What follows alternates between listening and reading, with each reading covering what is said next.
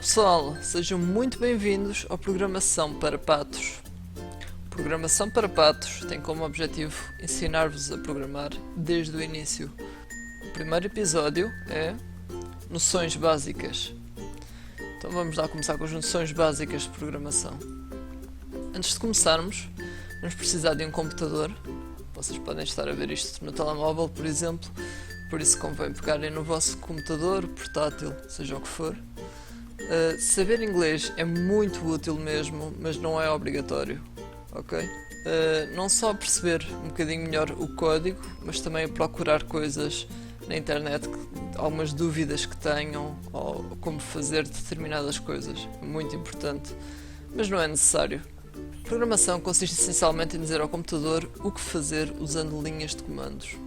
Ou seja, eu posso dizer ao meu computador para se desligar, por exemplo, com programação. Posso dizer para abrir um programa, fechar um programa, uma data de coisas que depois vamos ver. Toda a gente é capaz de programar, até os patinhos de borracha, e é um pouco daí que vem o nome. Programação pode ser usada para muitas coisas e é um excelente exercício de lógica e raciocínio. Programação é essencialmente resolver puzzles. Se formos pegar num programa de cima a baixo, na verdade é um conjunto de pequenas secções que temos que resolver. Cada linha faz uma coisa e a junção de todas essas linhas consegue fazer um programa ou uma funcionalidade específica. Isto é mais ou menos o que acontece no computador quando vocês tentam executar um programa, por exemplo, no vosso computador. Vai ser C, programas, e o programa que instalaram, e lá dentro vai ter o exe, que geralmente até é iniciado através de um atalho. O atalho é sempre para este exe. O que é que este exe vai ter? Este exe, este executável, vai ter um conjunto de linhas de código, a programação feita, vai dizer ao computador, primeiro ao processador, que é o CPU, ok, o que tu tens que fazer é isto.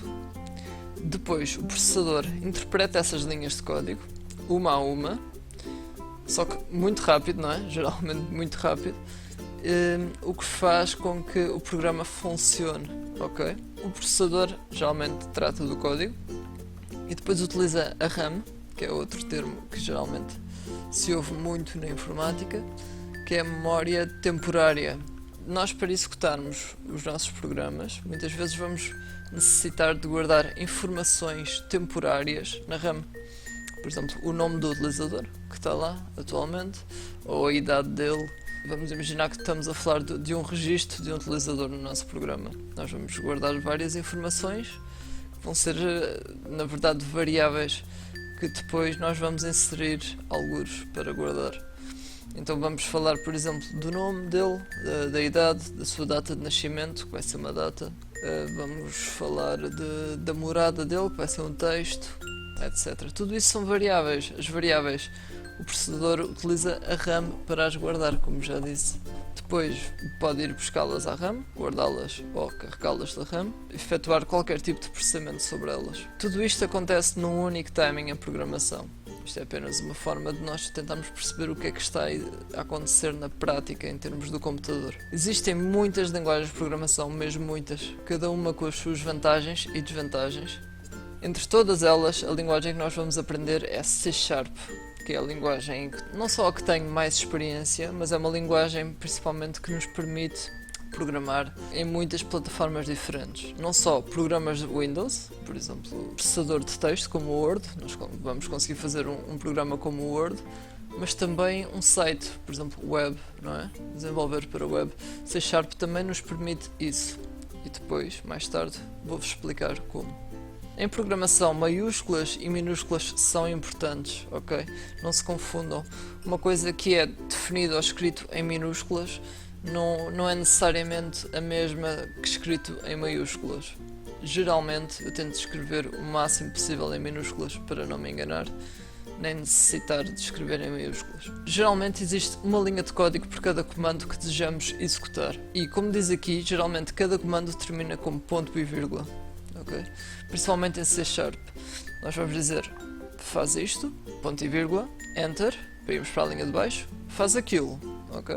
Escrevemos, faz o primeiro passo, ponto e vírgula, enter, faz o segundo passo, ponto e vírgula. Pronto, aí escrevemos 2 linhas de código.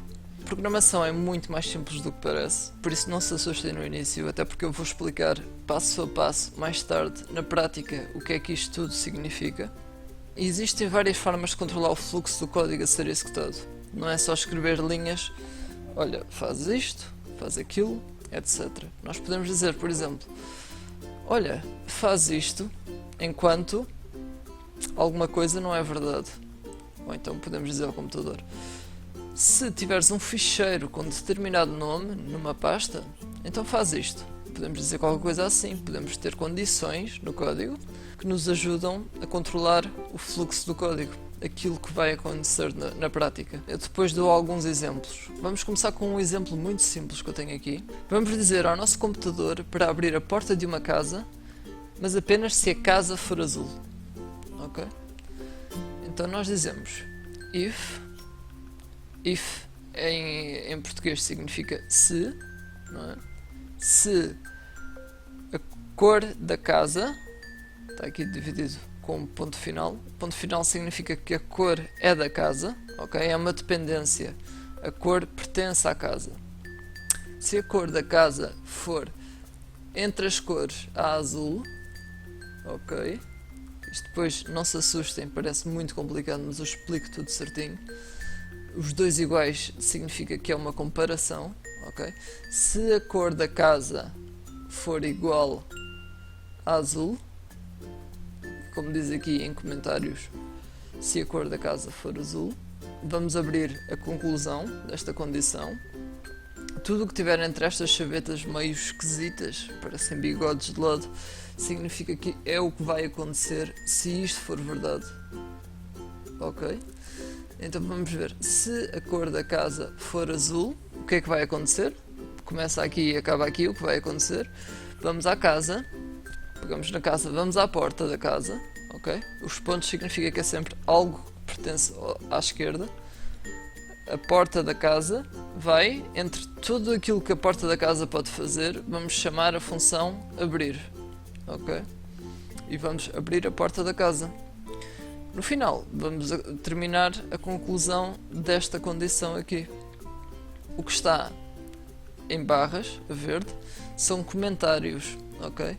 E comentários não são executados pelo computador e podemos escrever à vontade e de certa forma devemos para nos ajudar a guiar um pouco e saber o que é que está a acontecer no nosso código.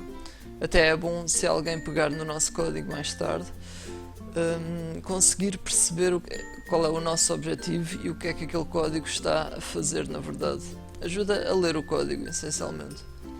Mas lá está, tudo isto que parece muito complicado assim à primeira vista, vai ser explicado melhor mais à frente. Isto são apenas noções básicas. Quando chegarmos à prática, eu vou estar a explicar tudo passo a passo, ok?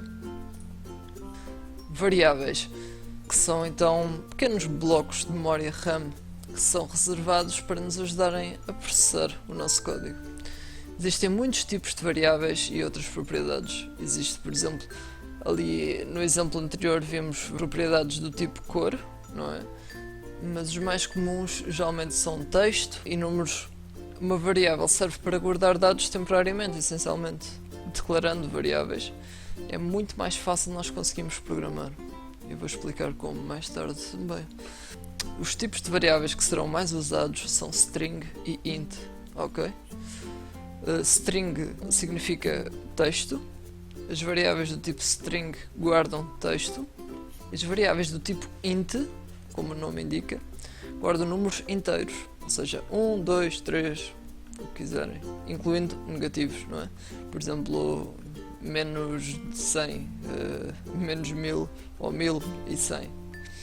Tudo o que seja números inteiros. O texto em programação, e quando falo em programação falo de C#, que é a linguagem que nós vamos aprender, é definido entre aspas. Tudo o que estiver entre aspas vai ser texto, vai ser uma string.